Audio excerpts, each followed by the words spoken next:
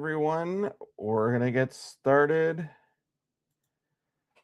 Welcome to this May 15th Indigenous Emergency Management information and news you can use. This is our daily situation brief for the hazards and risk activity going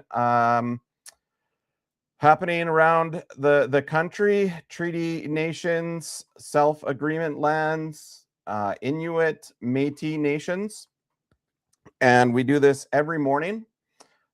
You can get a copy of our daily situation report on app.hazardscape.com, which is what I use to reference today's activities, and you can download a Word copy of it for your own community's use.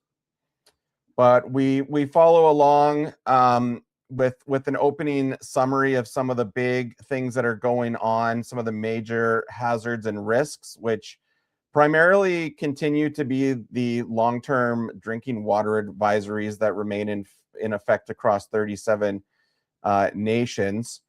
And the flood protection measures at Peguis First Nation remain in place as a precaution, with a gradual removal closure to the end of May, as some people still remain evacuated there. Kashkuan First Nation evacuees will be able to return home beginning Monday, even though the community does not yet have access to safe tap water due to ongoing issues with their water treatment plant and some crypto poisoning. Manitoba declared a public health emergency as the province continues to see some of the highest HIV rates in Canada. And health officials in Patrick Young, Nunavut, say that there's an active and serious rabies threat in the community. So further down in our situation report, there's some contact information if you're in Nunavut in that community to report suspicious dogs. And there's 36 active wildfires in BC, which 9 are considered out of control. And we're going to go over the wildfire situation pretty soon here. But in terms of special weather statements, we've got quite a few right now, especially in the prairies, heading into this long weekend. So we've got a rainfall warning up here in this sort of north central part of Alberta. They're looking at 25 to 30 millimeters of continuous rain, 50 meters possible.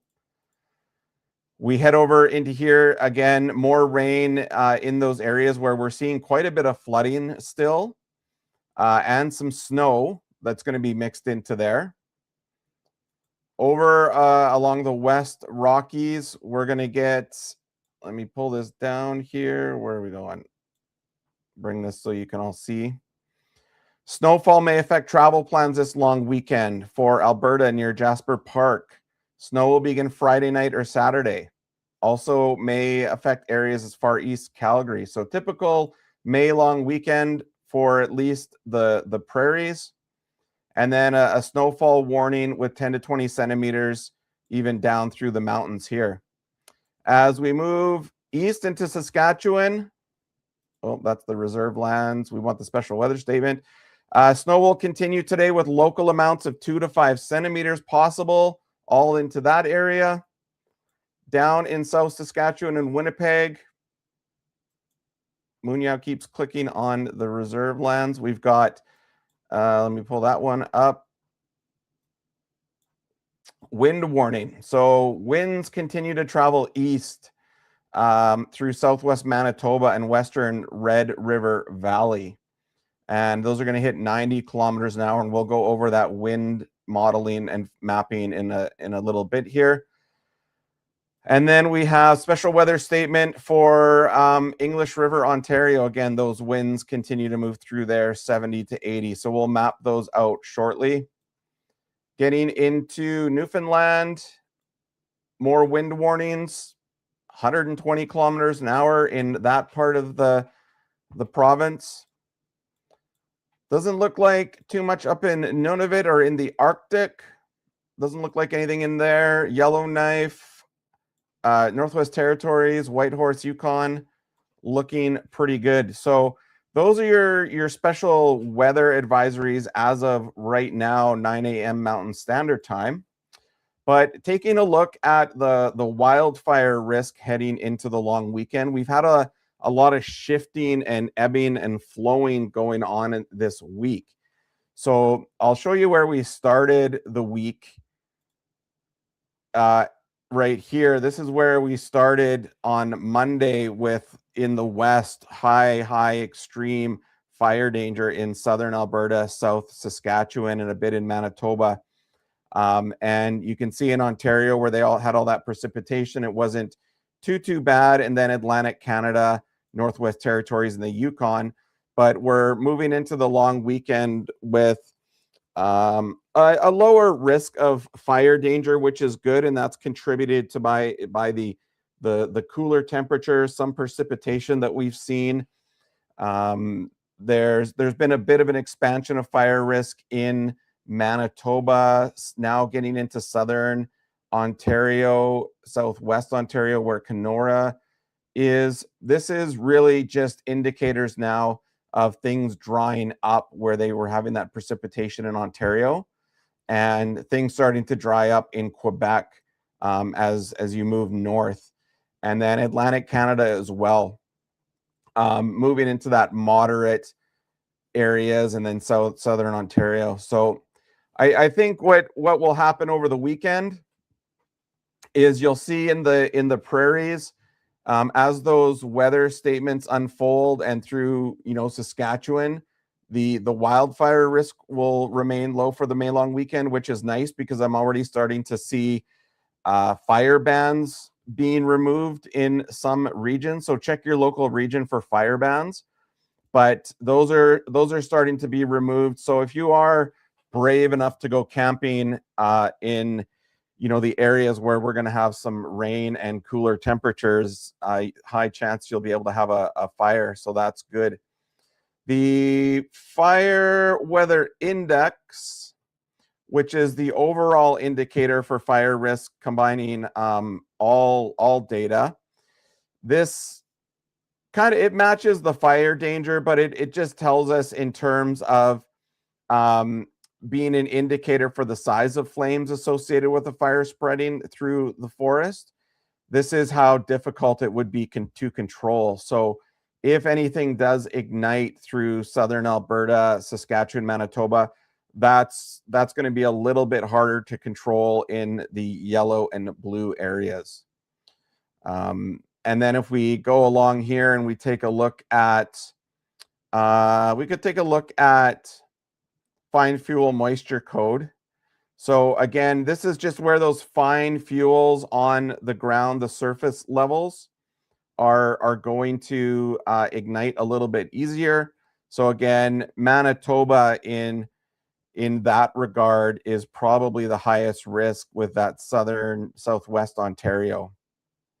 This is where that very fine moisture, very fine surface fuels that are going to track, like this is where they track the moisture content. So again, it's following those kind of same drought outlines that we see in the drought monitor. But this drought monitor, keep in mind, was for April 30th. This is what the drought was like in March. But as we'll see, this is always 30 days behind. But I think what we'll see is when the May monitor comes out in June, you'll pretty much see kind of what we're looking at here. So in terms of fire risk, probably better if we look back to like even last year, heading into the long weekend, you could see Quebec, Ontario, BC, quite a higher risk. If we go even a step further into, even 2023, what was it like heading into the May long weekend? Oh, we're not. That's fine. Foil. Let's go to fire weather index. That should be available. There we go. This is what it was like in that really bad year 2023 heading into the May long weekend. So you can kind of see the big difference, right? That just a few years makes. But of course, what we're seeing is just a really slow buildup. This is the fire risk is going to escalate coming into June and July and August. Those forecasts are still holding, and based on El Nino tracking, we are going to see a very warm summer leading into a warmer winter. And if El Nino kind of keeps moving along the way it is, 2027 summer could be that extremely hot summer that was being forecasted between now and 2030. So 2027 is kind of looking to be the really hot year. This year will be warm, but next year could be particularly even warmer. So that's our fire risk right now. Kind of taking a look at the flood hub, because we do have a lot of that precipitation that's going to be building up in Alberta and into Saskatchewan. You can see here they're still seeing some extreme flood levels that have not quite peaked yet. They're probably going to peak within the next 24 hours. However, with the rain that's coming in, this is probably going to change as we see that precipitation. January First Nation, it is starting to trend down, but it'll be interesting to see in these areas how impacted they are in terms of flooding for the upcoming long weekend. Even up here in North Saskatchewan, still kind of not going to peak until maybe Monday or Tuesday, right? So still not out of the woods yet in terms of flood. If we go back to the special weather outlook, you can see across that Saskatchewan, Alberta, right around that Bonnyville, St. Paul, Cold Lake area into Meadow Lake Provincial Park. If we match that up to the flood hub, you're kind of right in there, just north of there. And that's where a lot of that rain is going to happen, including this area here, where they're even going to get some snow. And it may struggle to accumulate, it says, but snow nonetheless, and rain nonetheless. So tracking that wind storm that blew through, you can kind of see it is moving along east, which is leading to those special weather statements in the south. Temperatures are for today are forecasted to start cooling off in the evening. You can see through the prairies. We'll go to the temperature one. Sorry, that was on the wind. You can see it's going to be an okay day through the prairies, Ontario, even up in Northwest Territories, Yukon, Atlantic Canada. But as we get into Saturday, we're going to see those temperatures starting to cool Sunday, especially in the mountains, Saskatchewan, Manitoba.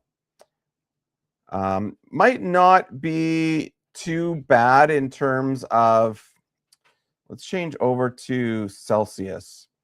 So, looking at Saturday afternoon, 5 degrees in Edmonton,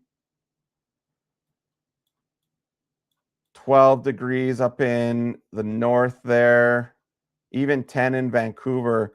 We're not seeing super warm temperatures Saturday afternoon other than in Ontario, Atlantic Canada. So I think what we'll see is the long weekend's going to be very nice in Eastern Canada, in Atlantic Canada, which is going to mean that the fire weather index, so I want to make sure we're on the right year, across Quebec, Ontario, into Atlantic Canada, that's going to shift probably into the 16 to 23 as they can expect some nice warm weather. Then getting into Sunday, Monday here, wrapping up the long weekend. By Monday afternoon in Alberta, we do see temperatures kind of get back into those mid-teens. Even up in Northwest Territories, they're going to hit 18, 17 forecast. And it's going to get into Ottawa 27. So yeah, we'll see by Tuesday. That's the morning of how far out do we go here? We can go out to Wednesday. We've got forecasting out to Wednesday at 2 p.m. So we're back into the higher teens in about 5 days, which looking over here in Atlantic Canada, they're going to stay in those 20s. So I'm going to basically just predict that over the May long weekend heading into next week, Atlantic Canada, Southern Ontario are going to be those high risk fire areas, while we have a bit of reprieve in the west and the prairies in the north. But that will shift quickly because those hot spots here with the fire weather index and the fire danger, those might disappear for a little while, but they're not going to be gone for long. We'll see a lot more extreme fire danger pop back up in the west by as early as Tuesday, Wednesday, Thursday next week for sure, or sooner. So I think it's going to be one of those weekends where luckily the May long weekend's not going to be inundated with a lot of smoke, and we're not going to see a lot of that activity unless you're in the east, where that risk is going to be a little bit higher. So going back to our in-depth reporting, we could take a look at fire startups. There hasn't been a lot. Not a lot of new startups. Maybe this one on the 13th. No, 14th, 13th. Nothing of significance. This one was an out of control. That was already at May 14th last night. That was already at 1,000 hectares. So that would probably be in Alberta the highest priority. This one kind of looks new. Yeah, May 14th, 9 p.m. Kind of just west of Grand Prairie into the BC border. So not a lot of new starts in the west. As we move into Ontario, there has been a couple of new starts near Kenora. So that's probably what we're seeing here, the fire weather index, the fire danger. You can see down in Southern Ontario, Southwest Ontario. They're an extreme there, and that's probably contributing to these fire startups there. Nothing new in Atlantic Canada, Quebec, but dependent on this warm weather coming in, we might see a couple new ones. This one was picked up near Meadow Lake yesterday, almost in the evening, 153 hectares. And I think the Yukon, yeah, those are holdovers from earlier. This one in May, that was a couple days ago, but it's under control. So just picking up some light, smaller fires other than this one of note, kind of just northwest of Calgary. So if you're in those regions, just kind of pay attention to your fire alerts, watch for the fire bans, see what your regional forestry office or emergency management department is putting out there in terms of communications. At app.hazardscape.com, you can get this report right now and download it through Word.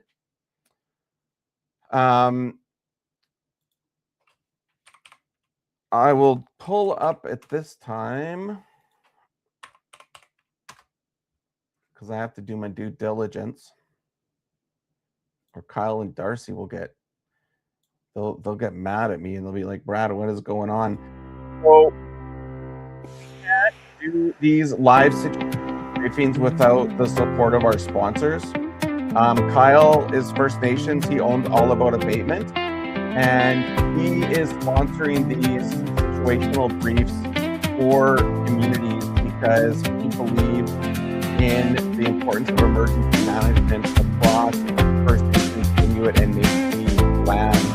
So All About Abatement, they do asbestos removal, lead removal, hazardous material assessments in community. They work across Canada, totally certified. And their process for going through and looking at your housing, Kyle has a First Nations Indigenous lens, right? He understands mold, he understands overcrowding, he understands why on-reserve homes, have the humidity, the mold that they do. So they take a lot of care and control in working across the country. And we want to thank All About Abatement for their work that they do pre and post disaster, including after evacuation, right? Even if your community was not impacted by a fire, even if it was inundated with wildfire smoke and you had to evacuate, there's still going to be contamination. And they can do that contamination testing.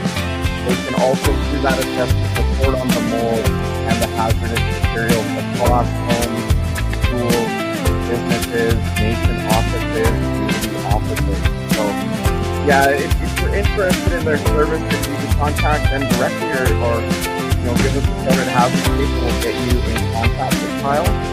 They've also partnered and worked a lot with Canadian-owned Premier Fire and Flood Restoration, who's also a sponsor for our live situational briefing with a lot of the work we do.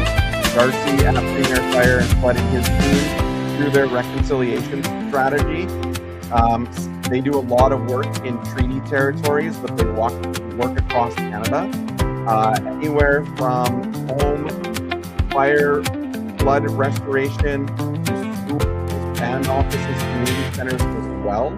So they specialize in the cleanup and a lot of the restoration.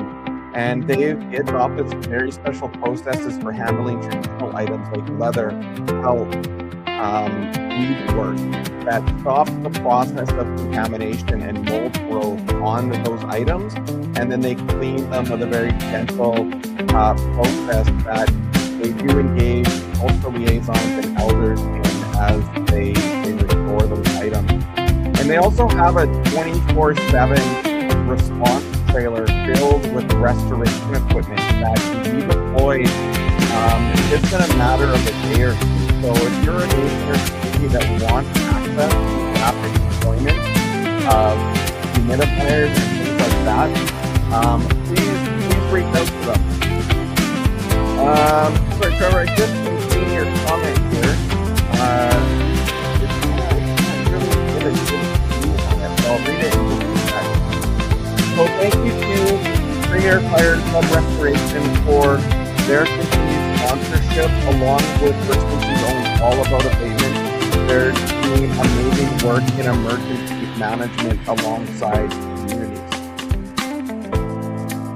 All right, just to let you know, the music started playing or your end, and I can barely. Okay, let's turn that off. Hang on. Let me turn that down. Sorry about that. Thank you for letting me know, Trevor. I gotta watch my volume on that.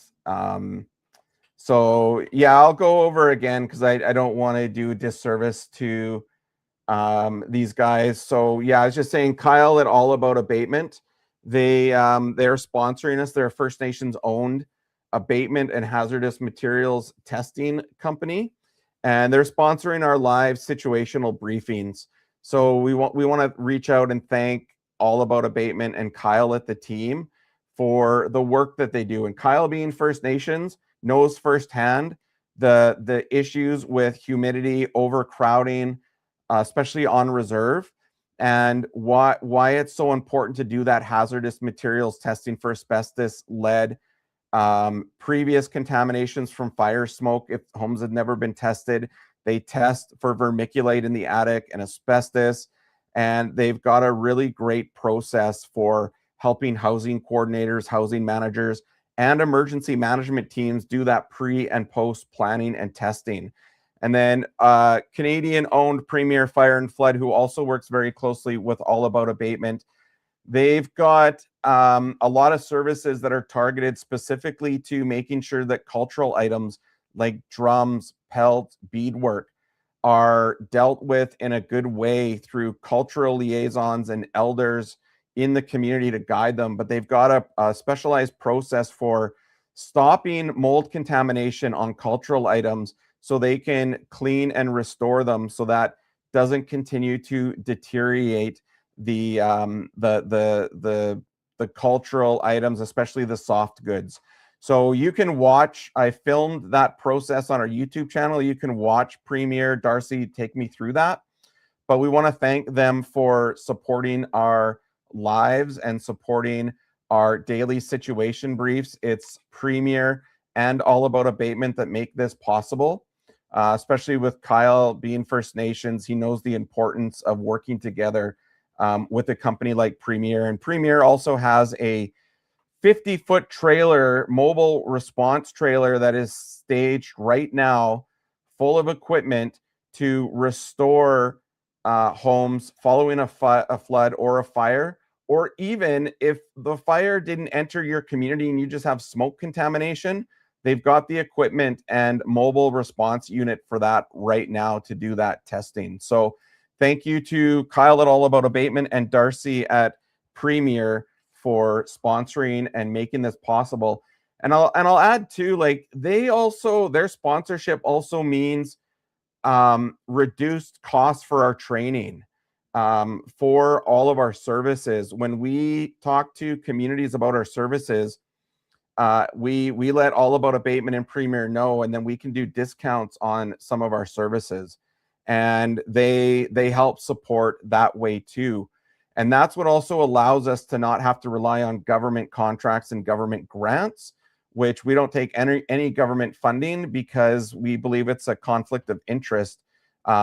We can't advocate the way we do for Indigenous communities if we're being paid by the government. And so we rely on organizations like All About Abatement and Premier to help sponsor the work we do. They're kind of like our grant funder. And we trust them because I've been through 2 major fire evacuations with Kyle and Darcy and their services, and the community feedback has been amazing. And they both employ Indigenous peoples and train Indigenous peoples when they go to set up in a community. So they offer employment as well. So again, just a big shout out to All About Abatement and Premier Fire and Flood Restoration. So again, if you're just tuning in, we do this daily, Monday to Friday. You can get our daily situation briefs on our app at app.hazardscape.com, which we're continually improving and looking for feedback from the Indigenous communities and peoples that use it, because we're trying to co-develop this tool with them. We've built out the base function of it, and this is kind of out here to show what's capable. Now it's time for Indigenous peoples to lead and help to take this over. We've built this platform for Indigenous communities and emergency management professionals and emergency services to see what's possible and to now be involved in the co-development of it, and to also be compensated for as much as possible through our token system. So communities that do contribute to the development of this platform, they can earn back credits for the cost of it. And that's the cost for the server hosting, the cost for the AI analysis, the cost to maintain the services to keep this platform online and up and running. So if you are involved in emergency management or services for your community and you want to learn more, please reach out. And we do all of our training through this application. So yeah, back to kind of the live weather right now. Again, looking at fire risk across Canada heading into the long weekend. It's going to be pretty low compared to the previous years, but again, we're going to see Atlantic Canada drawing up there. So just something to watch out for as we head into that long weekend. We also have, another tool on the board that we've deployed for Indigenous communities. This is especially important for homeowners, renters, family members that are looking to want to track and inventory all of their personal items in their home in case of an evacuation.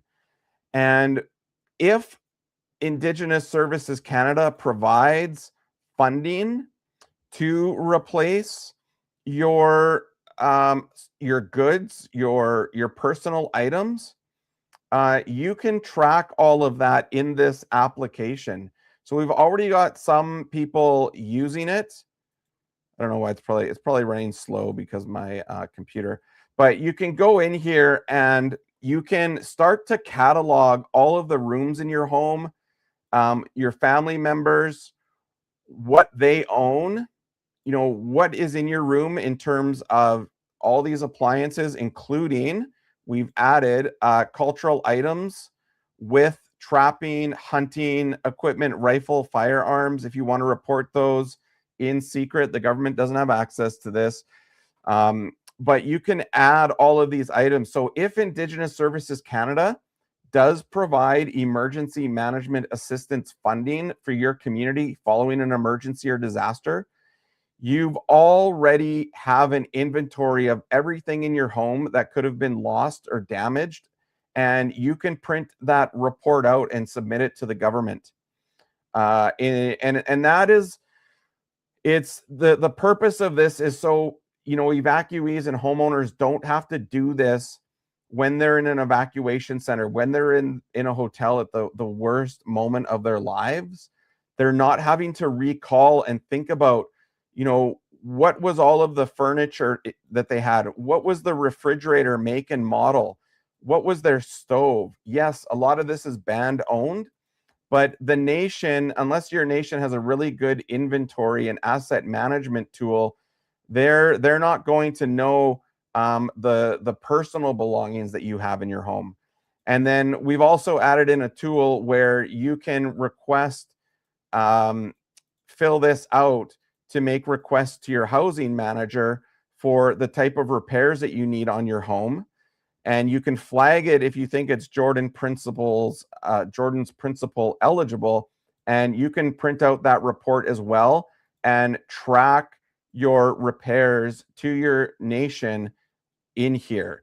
Because as we know, on reserve housing, especially if you're submitting housing repairs and sometimes they get lost or sometimes they're not well tracked at the admin level, this will allow you to kind of track everything that you reported and you can keep your own history of housing repairs here. So if you have to go look and say what you submitted to the nation on a certain day, you'll have that cataloged in case of, on their end, they lose it. So those are just a couple of things that we're putting out there to support Indigenous emergency management preparedness and planning for communities and for homeowners and members and families that, maybe even if you are lucky enough to have on reserve insurance, home insurance, or your nation is lucky enough to have insurance through the band for some homes,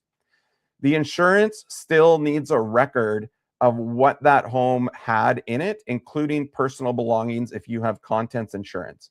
And they're still going to need that list. So taking an inventory now with some pictures will save you a lot of time, and it will get you a lot of money back. Because often when you're evacuated and you're really stressed out, and it can be hard to recall every little thing that you had in your home. Maybe there's Christmas decorations or items that you had stored away in a special location or in a box, jewelry, and it's not going to be top of mind. You can go and catalog that all now, take a picture, and if it comes time that you have to evacuate and your home is impacted and those items are destroyed, you've got a record of it. So that's all at myhome.hazardscape.com. You can do that. And once we get 100 people signed up to that, we're donating $1,000 to a First Nations Child and Family Services charity that the community within the app will get to choose. But we're going to donate $1,000 after we get 100 people signed up and them with their reporting. So we're going to give back to some child and family services for that. If you do have any comments, or if you're just tuning in now, this is recorded. It will be available on our YouTube channel as a live recording and our Facebook, so you can catch up with anything that you missed from our daily sit rep.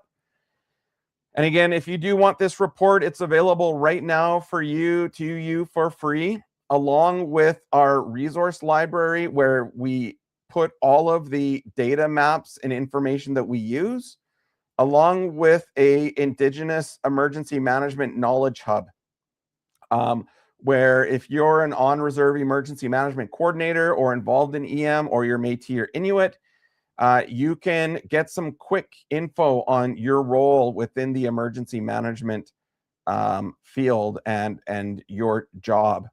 So that is all available for you for free on our app. And that's, again, made possible through those sponsorships with All About Abatement, which is First Nations owned, and Premier Fire and Flood Restoration, which is Canadian based.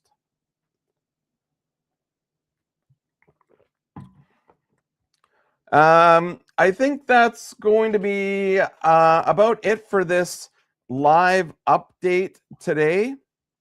Again, if you are just watching the recording and you would like us to incorporate something that you don't see today, please give us that feedback in the comments on the recording, or you can email us at support.hazardscape.com. We've been doing a project where we map all of the viewers of our lives, and once, a lot of them will leave comments for us. This is where my nation is. Those black map pins are from all Indigenous communities across Canada that have reached out to us from these lives, whether they tell us where they are right now on the live or they tell us later. But these are where we have viewers from. And we continue to map those Indigenous communities. And we continue to, map out treaty reserves, Indian reserves, Inuit lands, all the lands of the Dene, the Saulteaux up in the Northwest Territories and Yukon, all the way into Newfoundland, the Innu lands in Labrador. So thank you to all of our First Nation, Métis, and Inuit viewers who support us and come here for this information, and then share where they're viewing from and where their community is. I've learned, I had no idea, like a month ago, I had no idea that there was a community on these islands here in the Hudson Bay. I had no idea about Pond Inlet or Igloolik up in these areas, right? Look at Pond Inlet. I think that's the most northern community. Yep, that's the most northern community. And then the most southern down here, Chippewas of the Thams First Nation. So yeah, we get people contacting us and reaching us out from all over as we develop this Indigenous emergency management system to help develop emergency management coordinators, because there needs to be 1,000 more over the next 7 years, and that's kind of what we're helping to do. So yeah. All right, everyone. Well, that's it for today. We will be back next week following the long weekend. We'll see how the weather shapes up over the weekend and how that changes the fire risk behavior for your First Nation, Métis Nation, or Inuit community. I think that's good. So, as always, stay prepared, know your hazardscape, and just keep an eye on things and be ready for evacuation. Have that checklist ready of things that you would have to evacuate with. Have that checklist now, put it on your fridge. You don't need a grab and go bag today. You don't have to collect it all today, because it can be hard for some families to store extra food in a bag when they need the food right now. So just keep a checklist on your fridge or by your front door of things that you would grab during an evacuation alert or warning, so you're not fumbling around thinking of what to grab later on. Create that checklist now and then grab all of that in the case of evacuation. And my one tip always too for Indigenous communities, because often elders and vulnerable people and families will be allowed to evacuate first ahead of time. And often a lot of families don't go with their elders. Some stay back, but that causes separation. So if you're in that situation, just go as a whole family unit when you have the opportunity and don't wait. All right, everyone, thanks for your time, and we will see you next week. Stay safe, stay prepared.